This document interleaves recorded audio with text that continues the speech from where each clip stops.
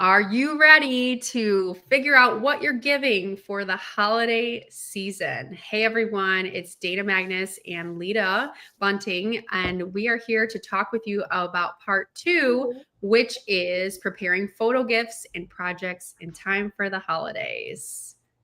So, Lita, what kind of exciting things do you have on deck for us as we talk about unwrapping and revealing and gifting things that actually mean something special?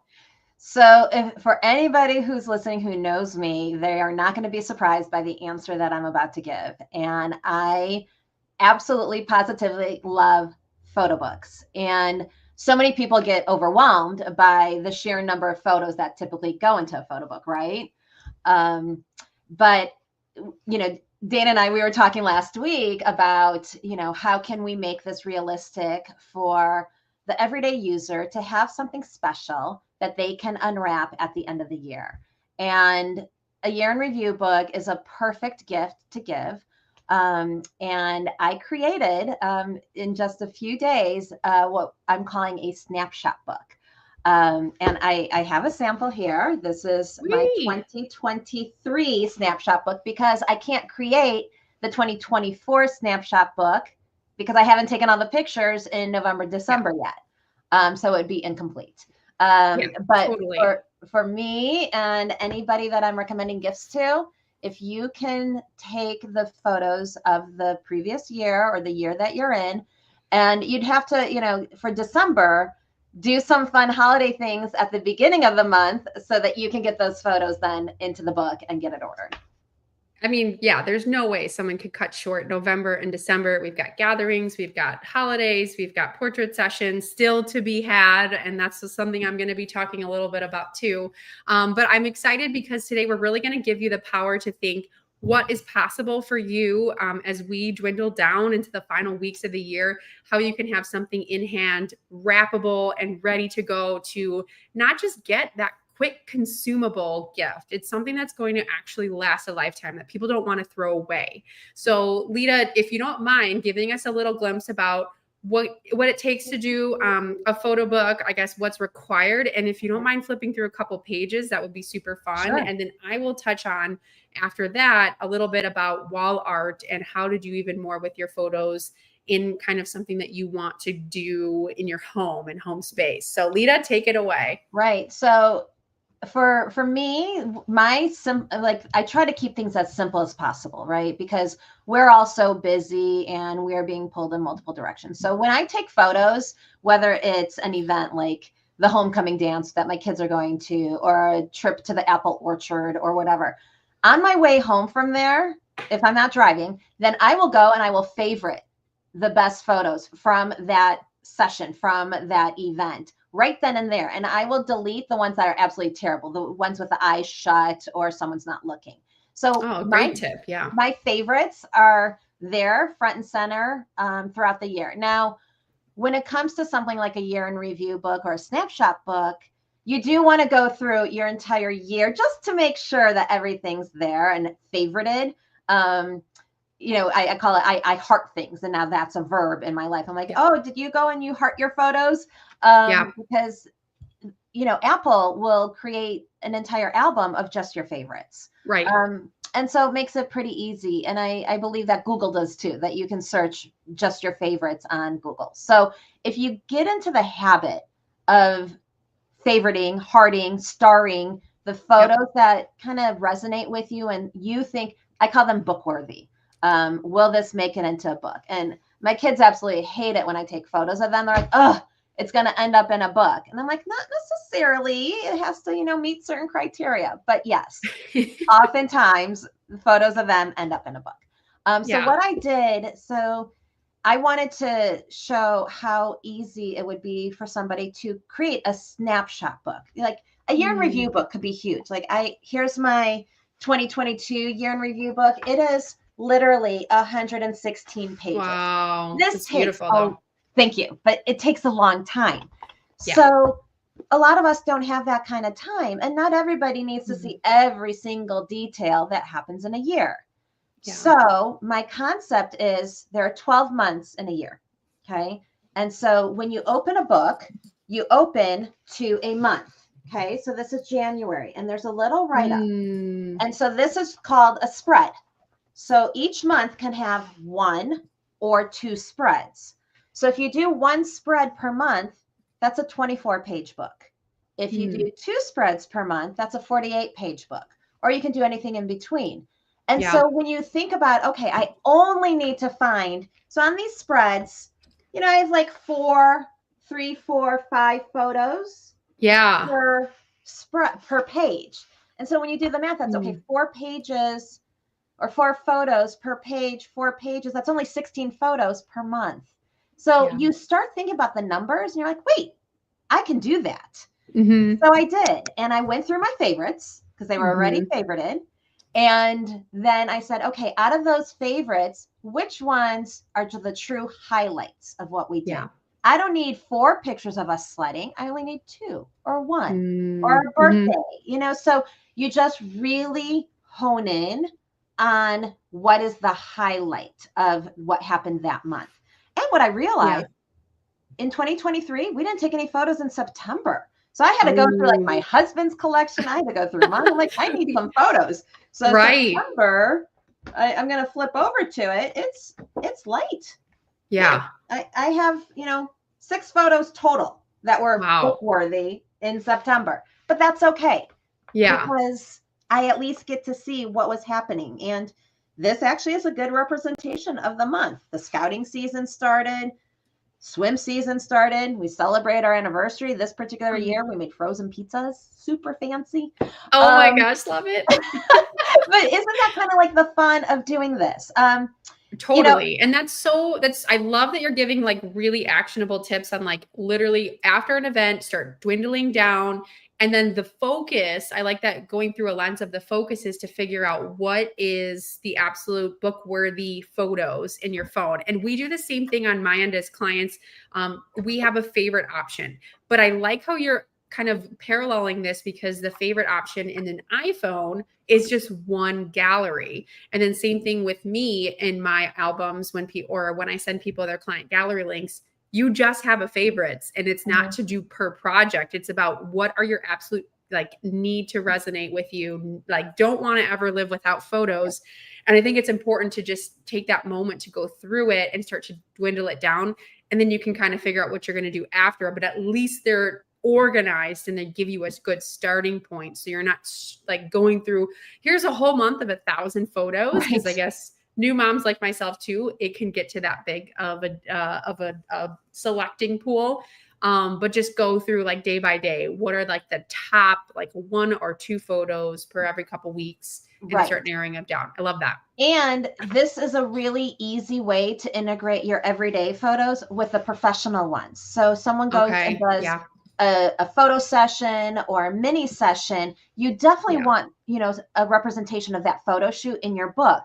So you can create that spread or that page integrated with your own photo collection. And it doesn't have to be its own separate book, but it can be in this, you know, snapshot book. And this is an 8x8. It's super cute and user friendly. It doesn't have to be a ginormous book. I've got some more ginormous books behind me, but this is just a really easy way. And what's so funny is I'm a little behind on my family photo books, right? Like toddlers, kids have no shoes. So the last real year in review book I did is 2022. And when this one came in, my daughter looks at me, she goes, we already have a 2023 book. And I'm like, well, it's a snapshot book. So like, wow, you're not that far behind. And getting caught up with our photos, having something tangible, having the kids look through it, having your relatives, you know, have something in hand for the holidays. It's so doable. And you can even do, so for 2024, what I would recommend for people, you know, we're halfway through November. So you've already got some photos for November. Wait until, you know, the first few days of December and do something. If your house is decorated or you go to a light show, we're here in the Midwest, we're supposed to get snow next week. So it doesn't have to be a December photo. It could just be like holiday-esque and get it into the book. And then you can, you know, lay it out and order it. And a lot of the vendors right now will have on their websites their order deadlines. So like order by this date with regular shipping and you'll get it. order it with rush shipping, and what those costs will be. So Right. when you go to your preferred printer, they'll say when you need to have that drop dead. And some of them are all the way mid-December. So you'll have plenty Yeah. of time to take some photos in December, and then you'll have that snapshot book to open on Christmas Day. Absolutely. And that's a great, the production deadlines and then shipping deadlines. And I want to encourage you all to think about this, plan a little bit ahead, because you don't want to pay a fortune for shipping, because it can get really expensive. It could be like almost the cost of, like some of are like $30, $40, depending on what the product is, but you definitely want to start to plan ahead. This is a great time. I love that, like really tangible steps, Lita, where you can just start favoriting, organizing, getting something together, and then definitely being able to give yourself the timeline to like sneak in a couple December pieces. I know if people come to my mini sessions at my home, I have like the holiday backgrounds and all the holiday things that you can add in, which totally checks the box for like anything December. And that's actually what I'm going to be doing. My mother-in-law loves getting a photo calendar. We do that every year for her. She loves just seeing like the photos of the kids throughout the year. And I do a similar thing where each month I do one key like photo that represents either her and them, or them, like a photo shoot that I do with them. So it's just like a really beautiful, like, this is what like September or July was. And it's a really fun way to just pick that like really narrowed down, and then she displays it. So the next year we get to revisit that month again. And it's so easy because it's 12 photos. It's 12 photos. Or if there's one month that I'm like, oh, I can't pick, I just put 2 and 1 and make it one photo, whatever. But I love the idea that we can still be proactive, because she's going to need to receive it by Christmas Eve. So in that case, I'm going to have to do that and then get that produced in the next couple days, couple weeks. I'm going to have to do the photo shoot in the next couple of days, and then go ahead and start building it. And I know, and I do this every year. I get it on time, and I don't pay the extra shipping. So I'm like, there's no way I am going to delay that much to do that. Right. So I love that. Thank you, Lita. And I just kind of wanted to touch a little bit too on the idea. So calendars and wall art. So things that people are going to, well, they have to see every day because it's going to be hung up in your home. I love the idea of photo books, because you're right. It is so true that we go through a lot of frustration trying to scroll through our phone. Oh, wait, I want to show you something. The trip, the vacation, the event, the something, the graduation, and you're scrolling through thousands of photos. Sometimes us moms do. And you don't actually, it's so rude to sit there while you're talking to somebody and doing this. Whereas if you had that book, you either 8x8, you can totally keep that in a little satchel or your bag. I mean, I go everywhere that big pink bag matches your shirt. I love it. But it's like a great way. Bright and festive. Yeah, right. I feel like we match in like our rooms and our outfits right now. But it's so fun to be able to then like totally have something to open up to. They can see the context of everything else. I'm not staring at my screen. The photo books are a way to stay connected, to create an experience. And then especially think about that like Christmas morning, or as a Hanukkah gift, or it's just end of year, like something for your family to arrive in the mail. You all sit down and look at it together. It is such a different experience. I know that I was telling you last week about an iPhone commercial where the lady was like quickly going through that favorites of like dad with kids, and put the slideshow up, and here you go, here's your gift. I mean, it's hokey, like you want something in your hands, you want something tangible. And who's to say you can find that again once that slideshow's over? Right. I don't know. I have a hard time going through my cell phone and like on my Photos app and trying to like redo a cool slideshow that Apple made. Like, forget about it. I want a book. I want something tangible. I want to be able to gift something to someone where they can look me in the eye. I don't have to be on my screen. We can share those memories and those conversations together. So same thing goes with what I was going to say about wall art. And if anyone's interested who has their gallery from me this year, who has an idea, they have a blank wall and they want to put together a gallery wall, same concept applies. Favorite it, right? Go through your gallery. I would say start with 4 to 6 of your favorite images that represent what you want on the gallery wall, whether that's a session that we did together or through your personal archive of photos. And there's a whole full service offering that I offer. So, we definitely live in a world where, we want things that are of value to us. And guess what? Photos on your wall are something that you actually will gain more value over time, because every time you walk past that hallway and you see it, you get to enjoy that even more every single day. It's not sitting somewhere buried in your, like your phone, and that you're never going to see again. So that to me is more valuable. And I think that you're going to get more money out of your sessions and more value out of your sessions when you hang things on your wall. And it's so simple. All you do is go in your gallery that I create for you, your digital gallery. You select about 4 to 6 favorites, and then we take over the rest, my husband and I. So you go ahead and you can, we'll work together. Once you let me know that you want to do this project, we'll set up an appointment for me to come to your home. I'll take photos and mock up the wall itself with all the different options of a gallery wall display. So it's a digital mock-up that you get to really visualize, okay, what photo goes where, how are the colors matching with each other. And if you know nothing about this and you're like, wow, that's so overwhelming, I do it all for you, because this is my expertise. I do this all the time. Are your photos framed, or are they frameless?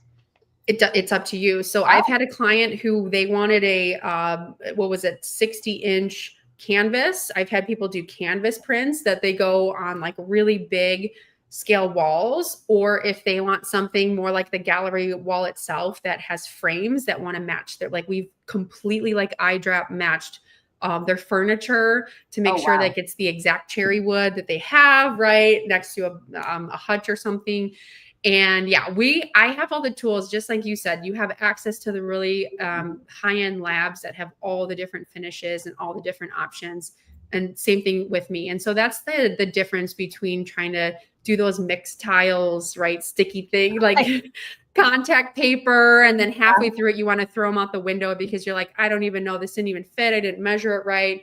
And you don't, and then you put them all up on the wall and you're like, does it really look good? I mean, the technology's there, but if you want to spend some money and you want to save up and you want to do something that you're going to look at every single day, you probably need a little bit of hand holding from a professional like myself. So if you're interested, framed art, I have canvas here and there, but I also love framed art a little bit more because it can move with you over time. You can switch out the photos with the same gallery wall. So I have that in my hallway. I have every year I switch out our family photo, and I like get angsty around the fall time. I'm like, all right, we don't even look like that anymore. We need to update our family photo. And I take it and then I update them. And it is important to me to do that because I have to look at it every single day. So I love the idea that the frames are set. I only put one hole in the wall and it's all measured perfectly. And then I can just go ahead and reorder the prints when I want to refresh those pieces of artwork. So that's what I would suggest for you if you're looking to finally get a DIY end of year. You know, you guys you and your family have some time at the end of the year, and you're like, you know what, we really want to do something special. We really want a gallery wall. We really want something in our home that our guests have a focal point when they walk in and they can see like what our family is about. And I love when people do like those things in their home spaces, and it's just so striking. It's beautiful and it makes a difference. Do not keep your photos on your phone, please. So 100%. Yes. I think you and I are like the two people who for sure would be like, get your photos off your devices. Totally. Get them onto walls, get them into frames, it could be a 5x7 frame on your desk. Get them off your phone. Right. Yeah. And this is all going into the conversation of like a really great photo gift, right? Something you want to give that no one's going to want to throw away. And when you think about the money that you spend around the holidays, if you're already preparing your budgets, I want you to keep these items in mind because they are things that your family will actually value as time passes even more and more. I feel like older photos and things that have happened in the past are even more valuable when you can revisit it, when you can look at them on the wall and really enjoy them. And if you need something in a pinch, right, or you're looking at your timeline and you're going, how the heck can I get all this done? We're still in a good spot, right? So Lita turned around her book, the Snapshot book. Can you talk about that just a minute? Like, it was pretty quick. Yeah. So you and I were talking last Thursday. We were kind of like laying out today's session, and you're like, "Oh, just show a sample of your Snapshot book." And I was like, "Oh, I only make like the full 100-page year in review books. I don't have a Snapshot book." So I decided that afternoon, I'm like, well, I can create one. How hard would it be? And if I'm telling my Mhm. clients, go and do this, or if I'm telling the audience, hey, you should go do this, and I should at least have some skin in the game. Yeah. So I got off the phone with you and I hopped into Apple Photos and I started selecting my Mm. 2024 photos. And so this was November. So today's the 14th. It was November 7th. And I didn't have any Yeah. photos for November yet. Well, I had a Wow. couple because my daughter's birthday was a few days earlier, but I didn't have like Thanksgiving or anything. And I certainly didn't have Yeah. any December pictures. I'm like, wait a second. I can't do a 2024 snapshot book in time for next week. So after I'd selected all the photos for January through October, I went back and did it for 2023. And again, I had a quantity set, no more than 16 per month. Yeah. Because you really, it's a small book. It's 8 by 8. Yeah. So, you can't squeeze 6 photos. I mean, this one there's 5 photos here, and they're a good size. I mean, it's, back in the day, we used to print 3 by 5s or, 2 by 2. So it's not teeny tiny, but I really wouldn't recommend doing more than 3, 4, 5 photos per page. So the quantity it's really limited. And you don't want to have 3 spreads. I mean, if you're going to, you don't want it to keep growing. So you really want to just hone in and focus. So I did and selected up to 16 photos per month. And I use professional design software, but if someone's in Apple, you Yeah. can go into Apple along the left-hand side where it says Okay. projects, and you click Okay. the little plus sign under I'm projects, gonna and look you at it can right now. create a project on your computer, like on your Mac. Oh, on the Um, Mac. Okay. I yeah, was gonna yeah. say you can't do this on your phone, right? Gosh, I don't Mm. have experience with that. I'm old, so I need a big screen. I have over 50 No, eyes. So doing anything with my photos, I do primarily yeah. work on my Mac, and the screen is absolutely ginormous. Right. No, true. It's easy. They have more features for sure, but you can still do the bulk of your organizing and favoriting and Oh, selecting. I love that you said that while you're a passenger while you're driving and you're hanging out waiting in line somewhere at the grocery yeah, store, the whatever it carpool is, you can line. Yeah. totally. I'm Yeah. waiting for my kid to come out of, their activity or out of school, and they're making me wait for them. So, I'm in Yeah. there and I'm constantly tweaking. I don't delete and heart everything. There are some photos in there that have no designation at all. Like I don't want to delete them, but they're Yeah. not book worthy. And that's okay. You can have those Yeah. photos that are just kind of like fun to look at Yeah. periodically, and they don't have to be significant in any sort of way. Mm. So in Apple, if you're on the Mac, I mean, I could do some research and see if you can do this on the phone, but on your computer, you go down the left-hand side under projects. There's a little circle with a plus, and you can hit plus, and that's actually where I make all my calendars. And you drag the photos Oh. into that project, and you name it 2024 calendar, and it's a plugin. So different vendors allow you to install their plugins. So Oh my gosh, this is awesome. So you could do a book, a calendar, a Mhm. card, wall decor, prints, slideshows, or others, and that you connect to the app store. Wow, Yeah, I'm looking at that right now. That's phenomenal. This is yeah. so cool. You don't I ever love have to this. leave the Apple ecosystem. Um, Yeah, right. so it does make it so much easier. And so had I done my Wow. snapshot book that way, I would have just taken those photos and dragged them into Mm, this project. And then again, hmm. you're laying out 3 or 4 photos per page, super Yeah, easy layouts, and then right, bam, bam, bam, you're done. right. So it's really doable. And so when we talk about photo gifts for the holidays, there are so many things that people can do, from the Yeah, tchotchke like things to what we're talking about, the meaningful stuff. But right. if anybody were to Google photo gifts for the holidays, they're going to Yeah, get a ton of ideas. But yeah, ours are kind of more of that legacy yeah, gift that yep, will stand the test of time versus, a mug that someone might, right. use for a year, or, something that's And going to, it's still like along the lines of like we appreciate that you're doing things with it. Like I never get mad that people go to Walgreens and print my items, like the photos from the photo session. I'm like, I don't really care. Like go and Mhm. do something with it. That mentality is like what I'm celebrating. However, If you want to not waste your money, because those things will deteriorate, they will discolor, they will start breaking down, and you actually want to invest in something that's, going to last, I have that service, and that's totally fine. So I want to celebrate everyone who's actually doing something. Do it with your phone, do it however you want. Awesome. But if you want to do something meaningful and you want to take that investment and make it last, because why spend the session, the money to hire me to literally have something that's going to be thrown away? Like, that's up to you. But I do want to emphasize that there is a better way. So we're going to be talking a little bit more next month on December 12th, because we have so many great things to talk about.